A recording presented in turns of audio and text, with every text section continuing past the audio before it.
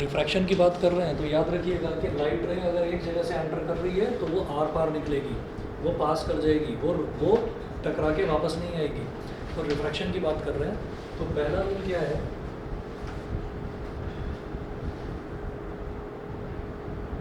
हमने ये convex lens बना लिया और ये डॉटेड लाइन हमने ड्रॉ करी इसको वर्टिकली डिवाइड करने के लिए। इसके बाद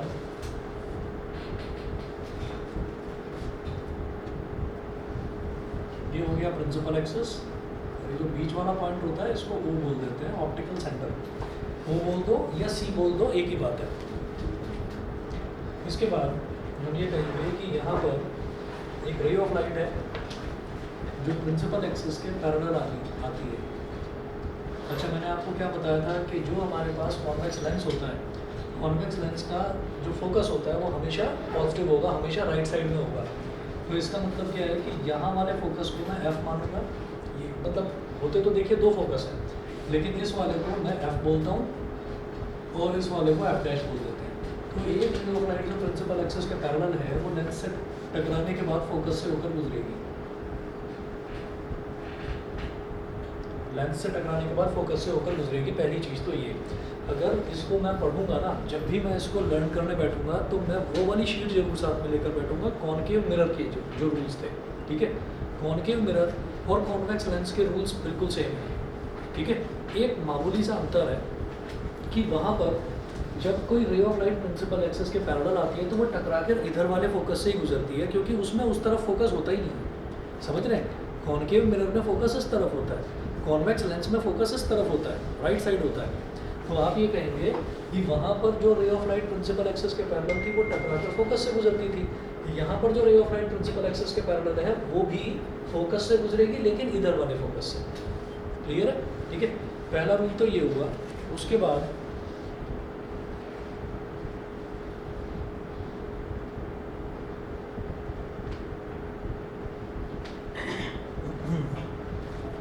rule number 2,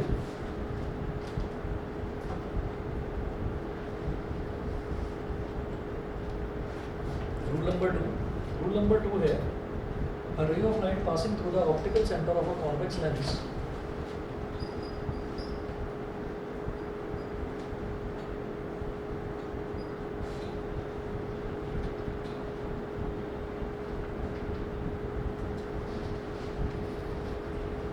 a ray of light passing through the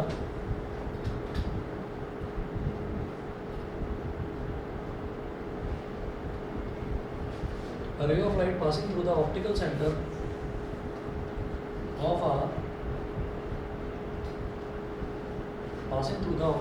of a convex lens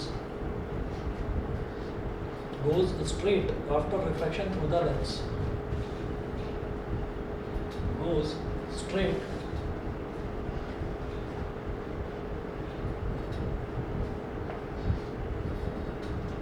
after refraction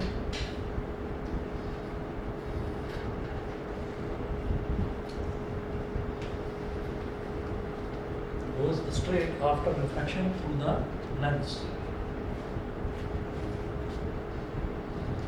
तो याद करिएगा ये कैसा हो गया, जैसे एक रे ऑफ लाइट जब मिरर के केस में वहाँ से गुजरती थी, सेंटर ऑफ कर्वेचर से गुजरती थी, तो वो रे ऑफ लाइट कैसी चली जाती थी? अनडिफ्लेक्टेड, स्ट्रेट निकल जाती थी। यहाँ पर क्या है कि अगर कोई रे ऑफ लाइट यहाँ ऑप्टिकल सेंटर से गुजरेगी, ऑप्टिकल सेंटर यानी कि लेंस का central point, as it is निकल जाएगी, कहीं डेविएट होगी ही नहीं, कहीं भी डेविएट नहीं होगी, सीधी निकल जाएगी। ठीक है, तो देखिएगा, आ रहा, समझ में आ गया? यस सर, समझ में आ गया। ठीक है, तो ये हमारा हो गया एक कॉन्वेक्स लेंस।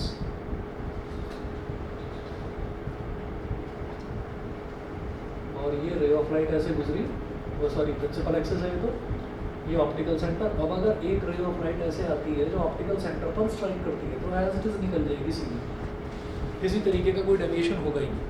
ये हमारा दूसरा रूल हुआ। उसके बाद नोट करें कॉन्वेक्स लेंस का rule number 3। Rule number 3, a ray of light passing through the focus of a convex lens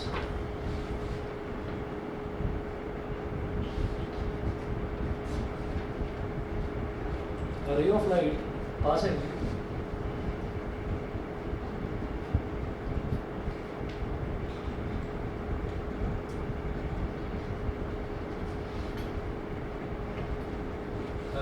passing through the focus of a convex lens becomes parallel,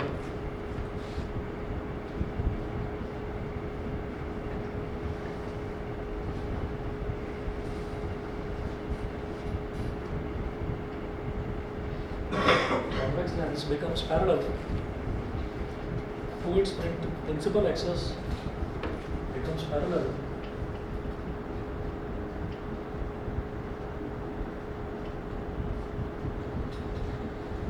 to its principal axis after refraction through the lens.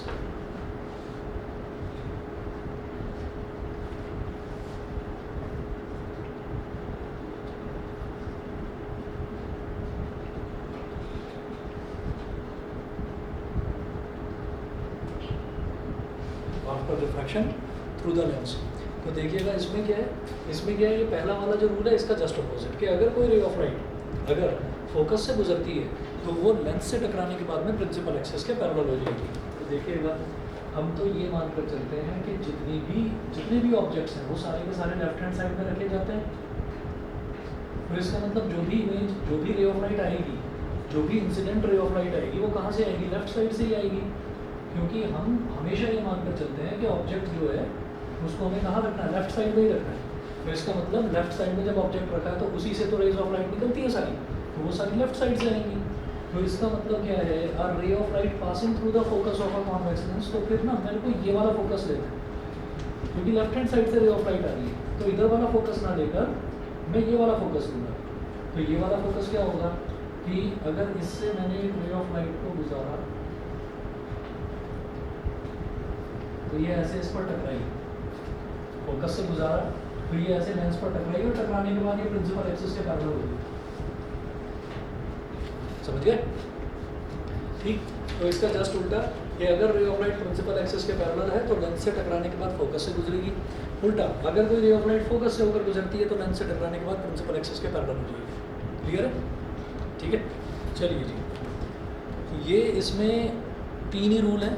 चौथा rule याद करिएगा, mirrors में क्या होता था कि अगर कोई रे ऑफ लाइट यहाँ पर पोल पर, हाँ, angle of incidence is equal to angle of reflection, ये होगा। अब यहाँ पर एंगल ऑफ इंसिडेंस बनेगा कैसे, यहाँ तो मिरर है ही नहीं तो रिफ्लेक्शन तो होगा ही नहीं, रिफ्लेक्ट तो होगी ही नहीं, लाइट तो आर पार निकल जाएगी। तो इसका मतलब क्या है, यहाँ वो चौथा रूल होगा ही नहीं, यहाँ पर बस 3 रूल है।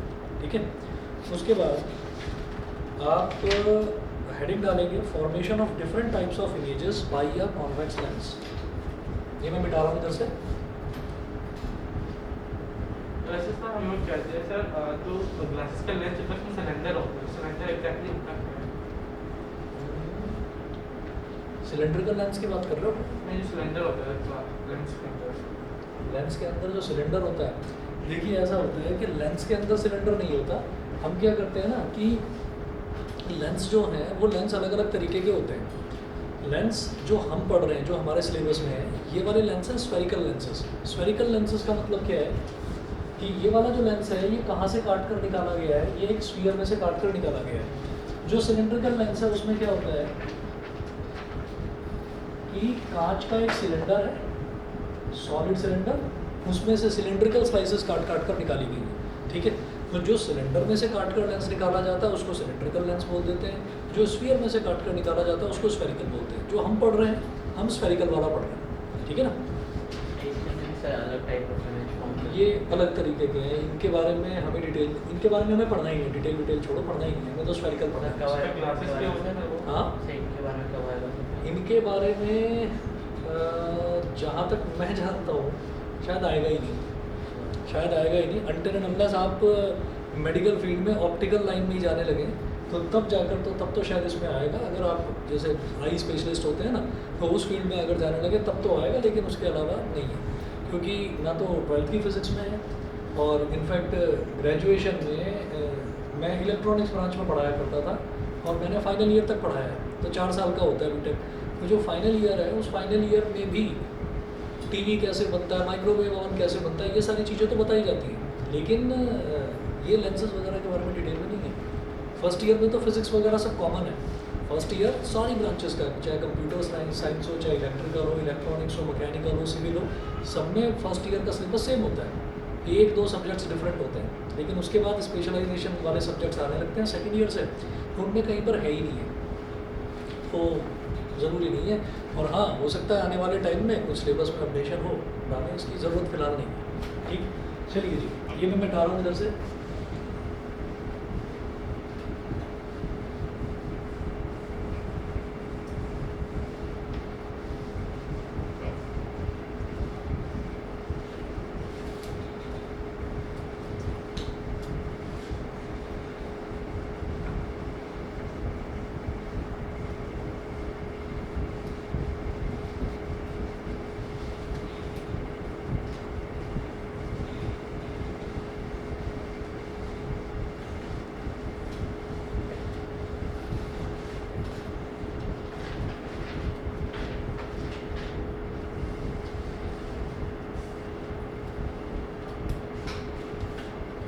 लिखिएगा formation of different types of images bye a convex lens.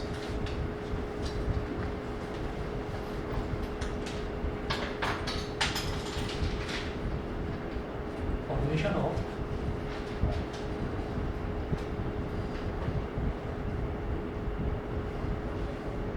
Different types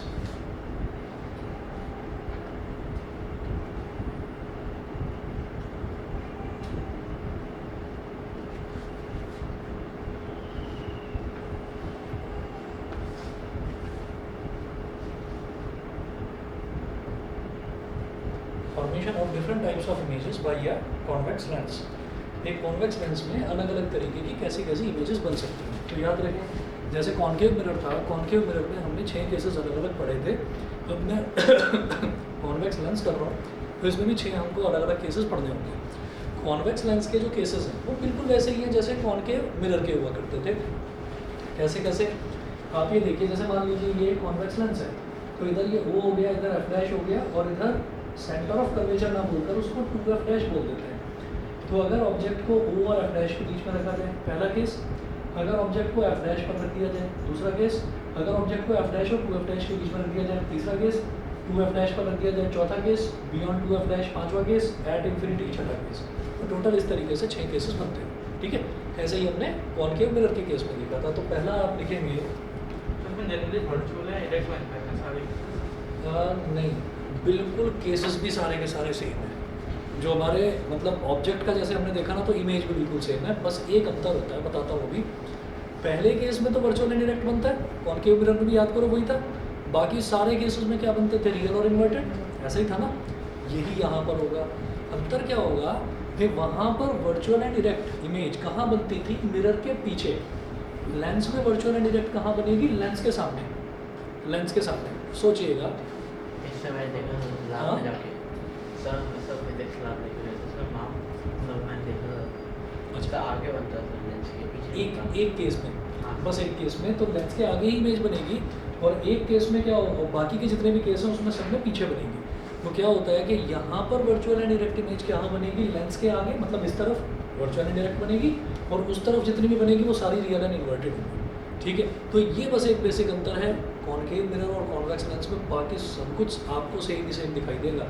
कहाँ एनलार्ज बन रही है, जहाँ वहाँ पर एनलार्ज बनती थी यहाँ पर भी। तो दोनों को साथ साथ स्टडी करोगे तो बड़ा आसान रहेगा। देखिएगा, पहला केस है कि when the object is placed between O and F',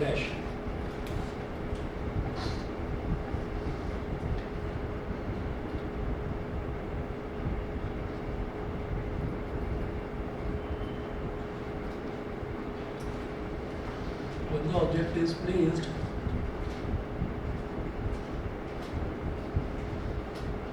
between O and F', जब ऑब्जेक्ट को O और F' के बीच में कहीं रख दिया जाता है, ठीक है, तो उस केस में मुझे देखना है कि इमेज बनेगी कैसी।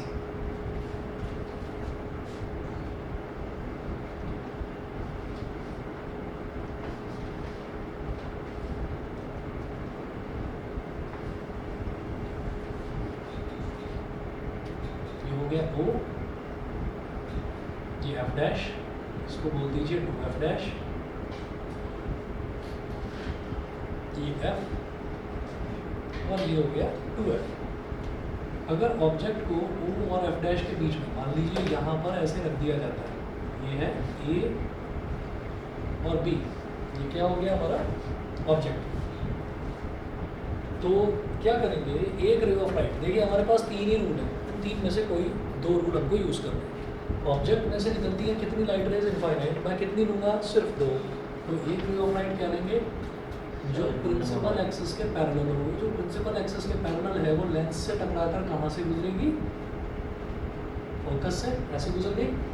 दूसरी रे ऑफ लाइट को लेंगे कि ऑप्टिकल सेंटर से गुजर जाए, तो ऐसे गुजर रही है, तो ये तो सीधी की सीधी ही निकल जाएगी, इसमें किसी तरीके का कोई डेविएशन नहीं होगा। तो ये रे ऑफ लाइट मुझे दिखाई दे रही है, दोनों की दोनों ऐसे खुलती जा रही है। हाँ, अगर इनको पीछे एक्सटेंड करें तो ये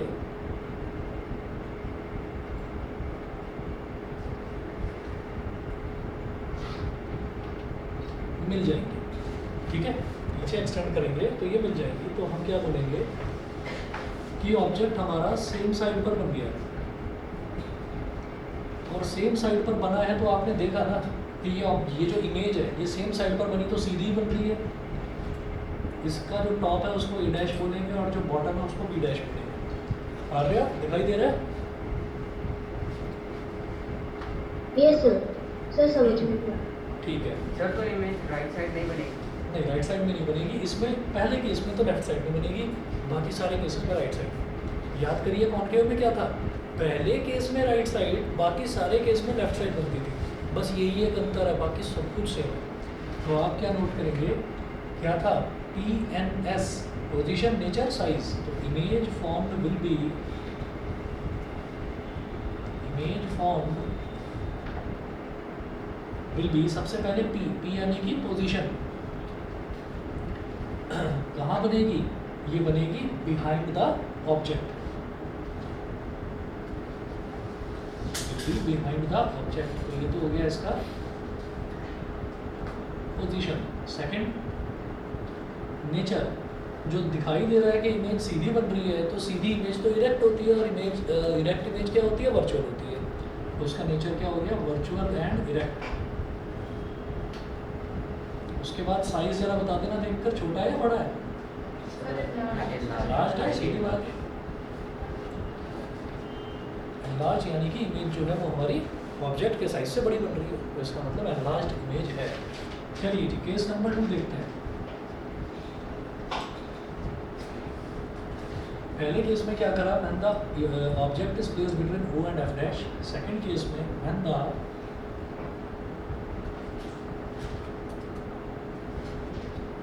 object is placed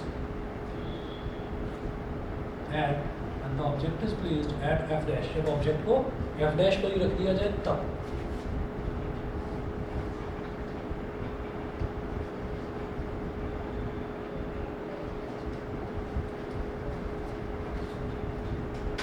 ये हमारा लेंस हो गया, कॉन्वेक्स लेंस। ये हो गया O फॉर ऑप्टिकल सेंटर, इधर है F डैश, जितनी दूरी पर F डैश लोगे उतनी ही दूरी पर F। तो एक रे ऑफ लाइट, मैंने ऑब्जेक्ट यहीं पर रख दिया F डैश पर, A और B। तो एक रे ऑफ लाइट में लूँगा प्रिंसिपल एक्सिस के पैरेलल, जो ray of light principal axis के पैरेलल है वो लेंस से टकराने के बाद फोकस से गुजरेगी।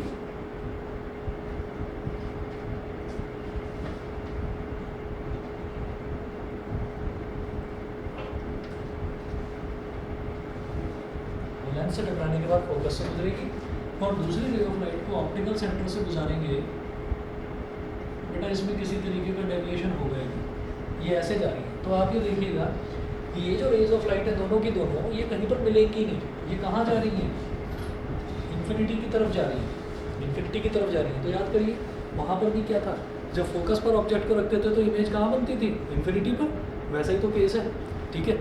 तो आप यहाँ पर लिखेंगे इमेज का जो पॉइंट्स हैं, image formed will B, sir focus से पास नहीं कर सकते सर लाइट? इसको फोकस से सर, हम फोकस से पास करवा तो रहे हैं। नहीं सर, वो F डैश से। अच्छा, इसको यहाँ वाले फोकस से, सर F डैश से सर। F डैश से कैसे करेंगे? ये रूल 3 ना सर। क्या है कि ये तो मैंने आपको केस बताया था, ये मैं समझा रहा था कि ऑब्जेक्ट को अगर यहाँ रख दिया जाए या यहाँ रख दिया जाए या यहाँ रख दिया जाए, ये केस नहीं था कुछ भी। ये तो एक रूल था कि अगर कोई रे ऑफ लाइट पीछे से आती है, पीछे कोई ऑब्जेक्ट रखा हुआ है, वो रे ऑफ लाइट अगर ऐसे आती है और फोकस से गुजरती है तो वो टकराने के बाद प्रिंसिपल एक्सिस के पैरेलल हो जाएगा। अब क्या है कि यहाँ ऑब्जेक्टिव फोकस पर रखा हुआ है, तो इससे निकलने वाली रे ऑफ लाइट ऐसे कैसे गुजरेगी, और अगर गुजार दिया तो वो लेंस से कैसे टकराएगी, समझ गए? तो इमेज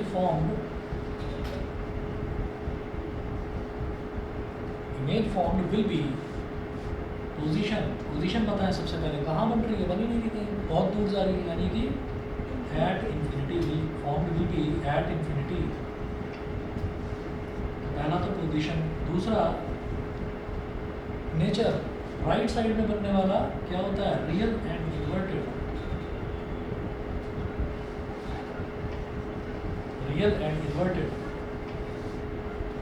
और थर्ड होता है साइज।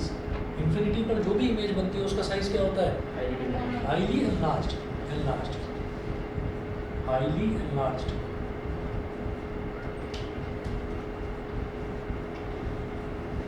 ठीक है, तो ये हो गया हमारा केस नंबर 2। अभी 3, 4, 5, 6 अभी देखता हूँ, बस 1 मिनट दीजिए, 1 मिनट में आ रहा हूँ।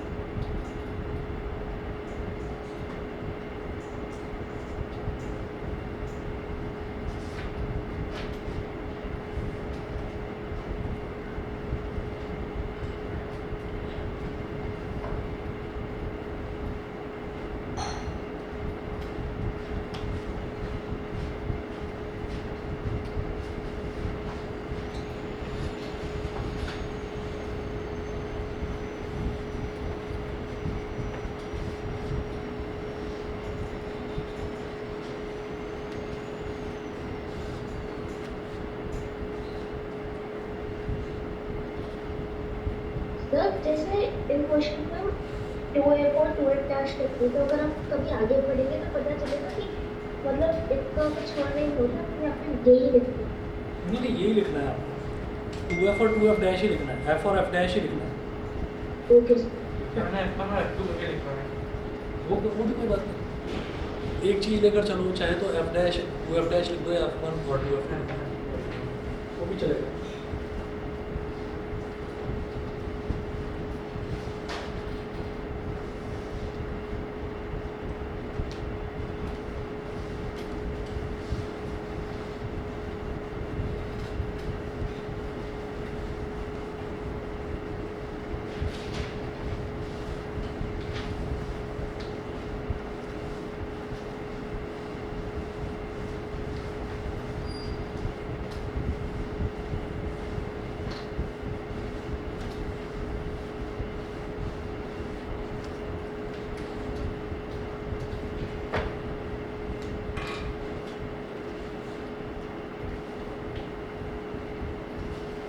चलिए, केस 1 हो गया, केस 2 हो गया, केस 3 देखिएगा।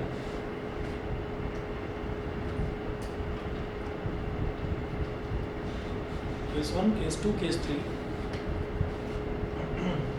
अब ऑब्जेक्ट को कहाँ पर रखेंगे? एफ डैश के इधर रखेंगे।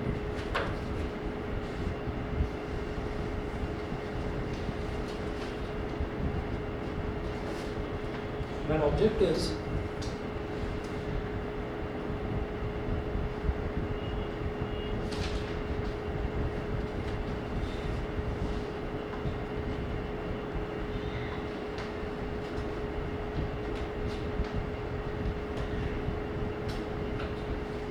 object is placed between f dash, when object is placed between f dash and 2f dash, ये हो गया।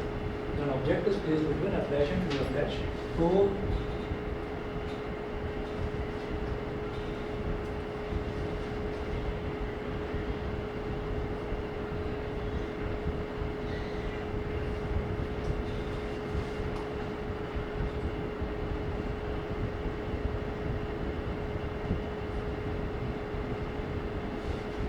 when object is placed between f dash and 2f dash, तो आप यहाँ पर इधर तो बना लेंगे f dash,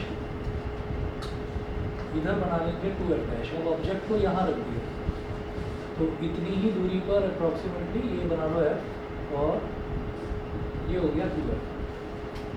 अब क्या करना है? फिर वही काम कि एक ray of light principal axis के पैरेलल, तो एक रे ऑफ लाइट तो गई प्रिंसिपल एक्सिस के पैरेलल, इसको मैंने बोला ए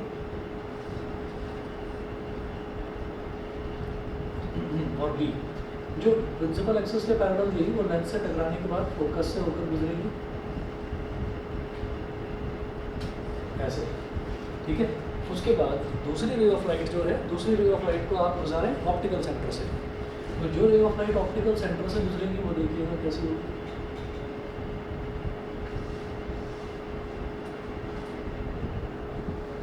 ये दोनों कहाँ जाकर मिल रही है? ये 2f की भी उस तरफ, उस पार जाकर मिल रही है। तो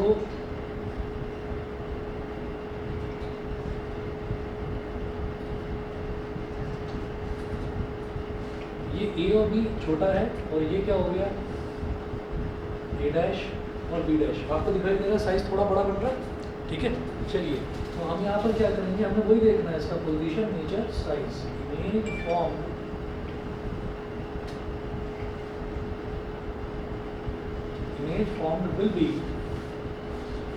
image formed will be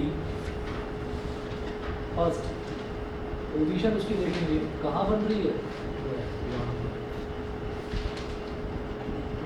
beyond 2f के उस तरफ।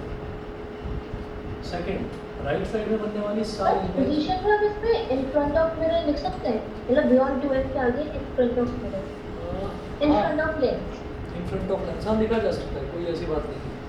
असल में क्या है ना कि क्या बताऊँ, हाँ लिख दो, वैसे कोई ज़रूरी नहीं है। आपने बियॉन्ड 2f लिखा, वही अपने आप में सफिशिएंट है, ठीक है ना।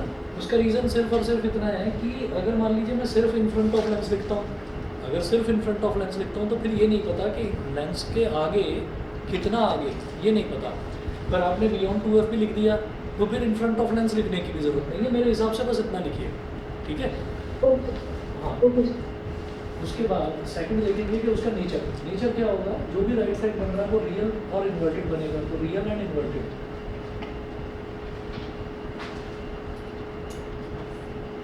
हाँ जी, और साइज वैसे ही बता दो, ये ऑब्जेक्ट तो छोटा है और इमेज तो बड़ी बन रही है, तो enlarged.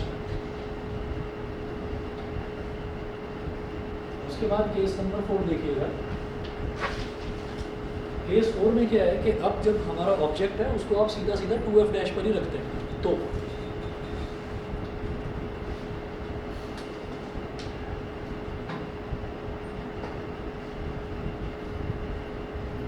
when the object is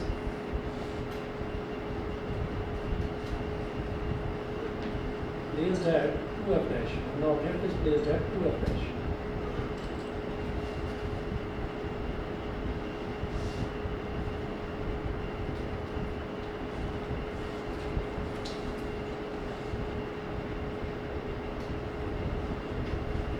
हो गया,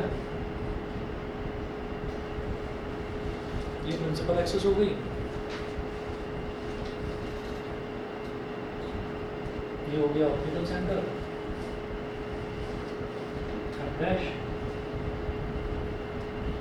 2f डैश, f और 2f।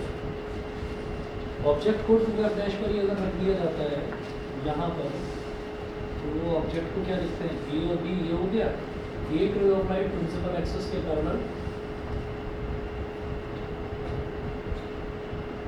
प्रिंसिपल एक्सिस के पैरेलल, ये लेंस से टकराने के बाद फोकस से होकर गुजरेगी।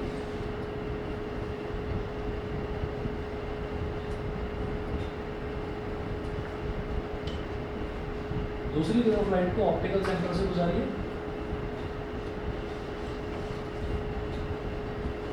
ये जो ऑप्टिकल सेंटर से रे ऑफ लाइट गुजर रही है, ये सीधी चली जाएगी, तो दोनों की दोनों रेज ऑफ लाइट मिल कहाँ पर रही है, एग्जैक्टली 2f पर।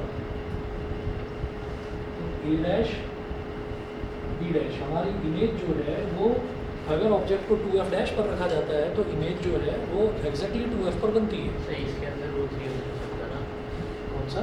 रूट 3 सर, हाँ, क्या सर, इसमें हम क्या कर सकते हैं, क्योंकि ये f डैश से इधर रखा हुआ है, वो इसमें भी लग सकता है कि मैं एक रे ऑफ लाइट को f डैश से गुजारूँ तो वो टकराने के बाद इसके पैरेलल हो जाएगी प्रिंसिपल एक्सिस के, तब भी ये यहीं पर मिलेगा।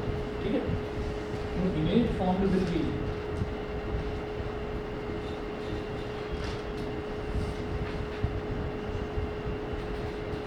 इमेज फॉर्म विल बी, तो वही पोजीशन, नेचर और साइज।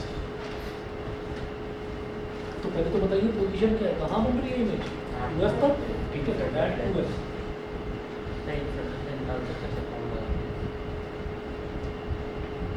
बिना मतलब अपना काम बढ़ा रहा है, देखो ना, एट 2f खत्म करो।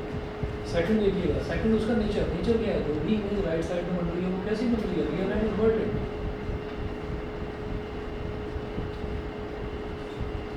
Real and inverted. थर्ड कैसी बनेगी, सेम सेम साइज। साइज।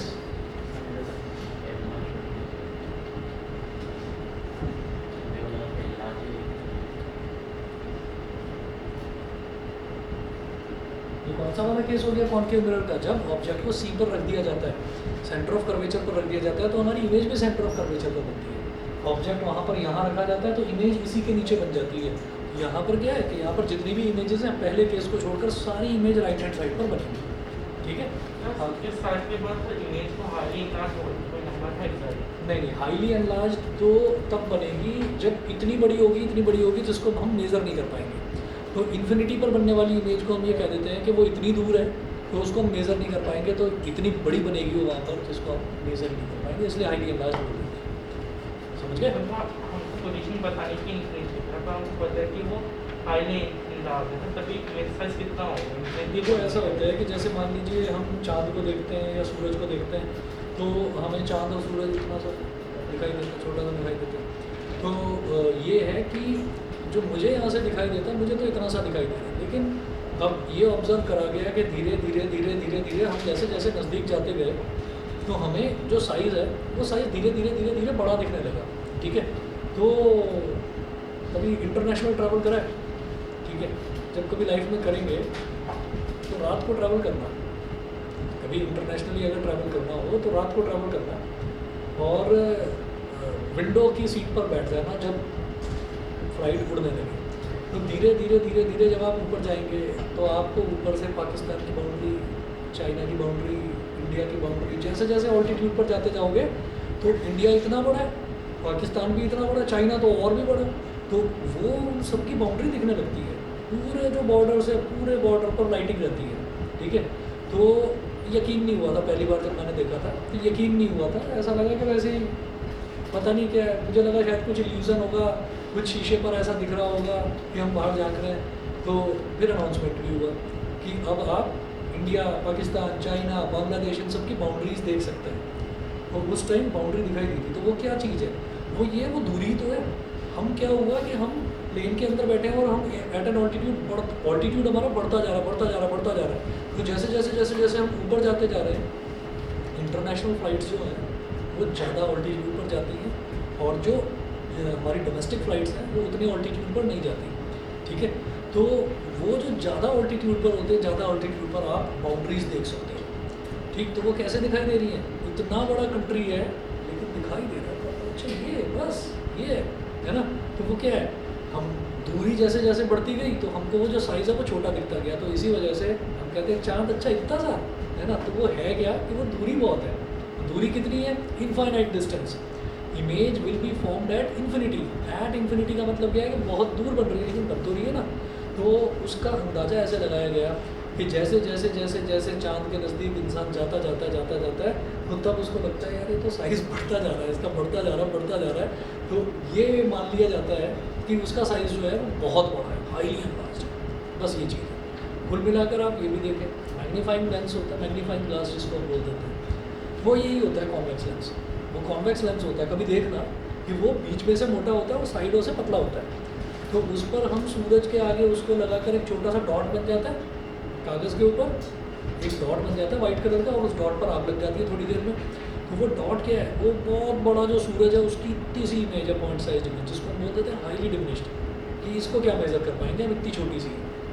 वो हाईली एनलार्ज्ड, कि इसको क्या मेज़र कर पाएंगे, इतनी बड़ी है, वो है चक्कर। समझ गए? तो इस वजह से उसको बोल दिया जाता है हाईली एनलार्ज्ड। ठीक, चलिए जी, इसके बाद हम देखेंगे कि केस 4 है। अब बात करते हैं केस 5 की।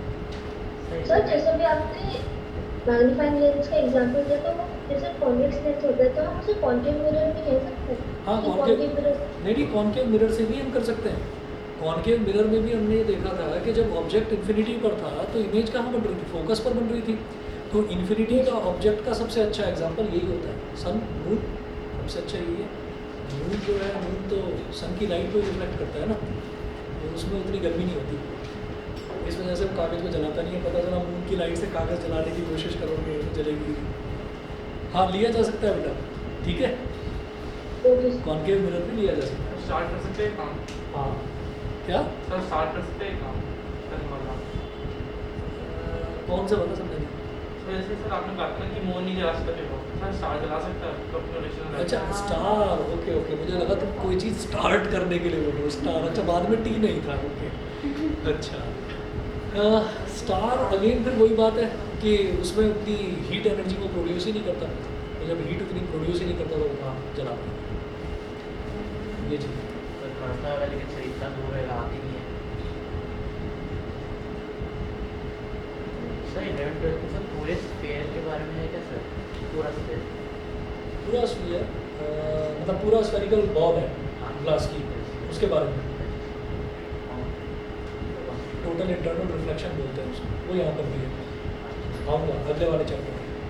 अगला वाला चैप्टर है human I and the colourful world, तो उसमें अभी नहीं जाता, उसमें बताऊँगा तसल्ली से। केस नंबर 5,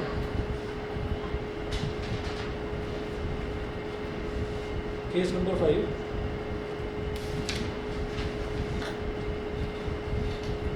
आप लोगों ने लास्ट ईयर रेनबो देखा था?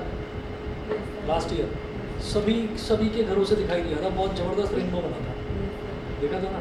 तो रेनबो में वो चीज़ है टोटल इंटरनल रिफ्लेक्शन, जिसमें मैं पूरा स्फीयर एज्यूम करके ही बताऊंगा आपको। कोई सर एक बार इधर 2 रेनबो बने थे। हाँ, 2 रेनबो बने दो थे। दो रेनबो बने थे। और रेनबो से पूरा स्फीयर होता था, वो जैसा। आऊँगा अभी आऊँगा। दो Yes, रेनबो fine. बनते हैं सर।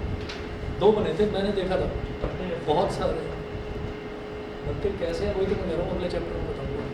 उसको 2 टॉपिक्स होते हैं, उसमें एक कह रहा था एटमॉस्फेरिक रिफ्लेक्शन और एक कह रहा था टोटल इंटरनल रिफ्लेक्शन। डायग्राम बनाकर समझाऊंगा कैसे होता है। उसमें सारे प्रैक्टिकल एग्जांपल्स ही हैं इसके नेक्स्ट वाले चैप्टर में ना। When the object is beyond 2f dash, when the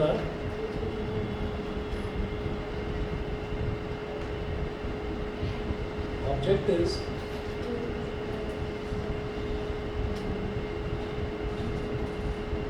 the object is beyond 2f dash,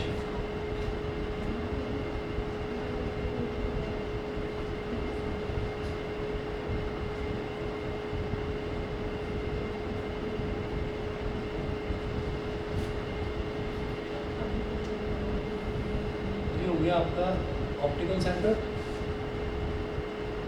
f dash,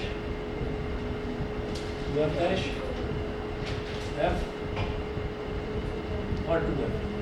अगर ऑब्जेक्ट को 2f डैश के इधर रख दिया जाए ऐसे, ये है A, ये है B,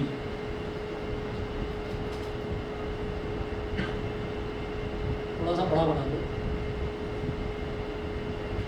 बड़ा क्यों बना रहे हैं? क्योंकि अब तक आपको शायद पैटर्न समझ में आ गया होगा कि एक तरफ तो इमेज बन रही है हाईली एनलार्ज्ड, फिर इमेज बन रही है एनलार्ज्ड, फिर इमेज बन रही है सेम साइज़ की। अब इमेज कैसे बनेगी? डिमिनिश। तो धीरे धीरे इमेज का साइज़ छोटा होता जा रहा है। तो इसलिए ऑब्जेक्ट थोड़ा बड़ा बना दिया ताकि इमेज छोटी होकर भी उतनी छोटी ना लगे। देखिए एक रे ऑफ लाइट गई प्रिंसिपल एक्सिस के पैरेलल, लेंस से टकराने के बाद फोकस से गुजर गई। एक रे ऑफ लाइट गई ऑप्टिकल सेंटर से सीधे, तो ये दोनों ऐसे टकरा गए आपस में इस जगह F और 2F के बीच में।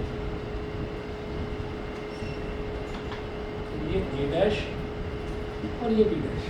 तो आप ये देखिएगा कि हमारी जो इमेज है वो इस केस में छोटी बन रही है, हालांकि छोटी दिख नहीं रही, दोनों एक जैसे ही दिखाई दे रहे हैं, पर ये छोटे सेम साइज दिखाई दे रहा है। सेम साइज दिखाई दे रहा है पर छोटे हैं।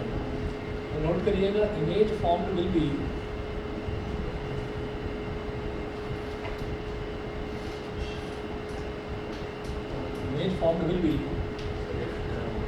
फर्स्ट पार्ट है पोजीशन कहाँ बनेगी?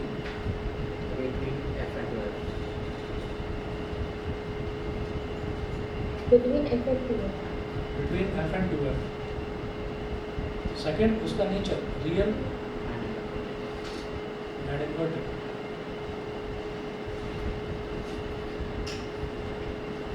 थर्ड उसका size diminished.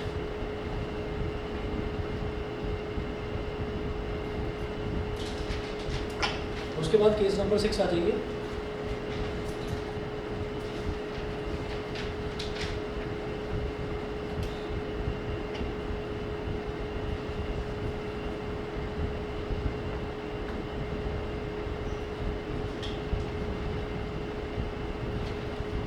When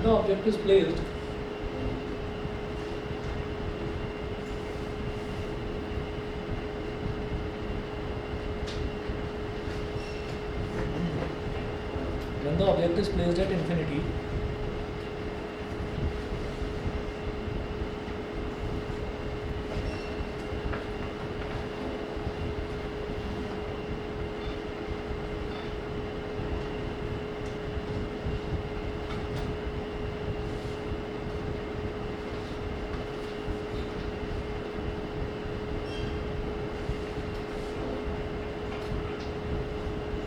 optical centre हो गया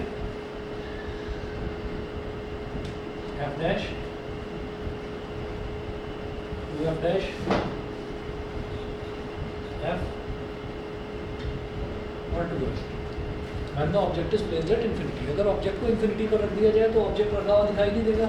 इन्फिनिटी पर जाकर जब इमेजेस सारी की सारी पैरेलल हो जाती हैं, जो रिफ्रैक्टेड रेज है जब वो पैरेलल हो जाती है, तो इसका मतलब अगर इन्फिनिटी पर ऑब्जेक्ट रखा हुआ है तो वहाँ से रेज ऑफ लाइट भी पैरेलल आएगी। तो एक रे ऑफ लाइट ऐसे आई, ये आकर फोकस से गुजर गई, दूसरी रे ऑफ लाइट भी प्रिंसिपल एक्सिस के पैरेलल बना दो तो ये भी ऐसे फोकस से गुजर जाएगी। तो आप जहाँ पर ये दोनों इंटरसेक्ट कर रहे हैं वो पॉइंट क्या हो गया? फोकस हो गया। तो image formed will B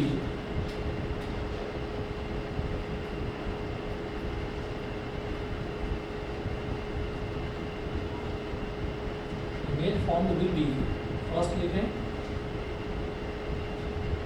eight F कहाँ बनेगी? फोकस पर। सेकंड उसका नेचर रियल एंड इन्वर्टेड, और थर्ड उसका साइज हाईली डिमिनिश्ड।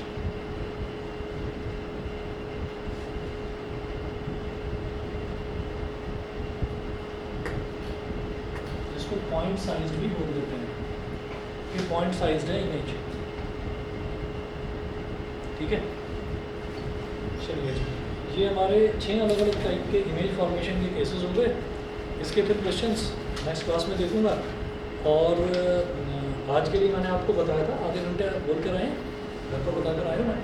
तो जिन बच्चों ने शुरुआत से केमिकल इक्वेशन एंड रिएक्शन वाला चैप्टर नहीं करा था, मैं केमिकल इक्वेशन एंड रिएक्शन वाला चैप्टर बस अभी 2 मिनट में स्टार्ट करवा रहा हूँ और आधे घंटे पढ़ाऊँगा।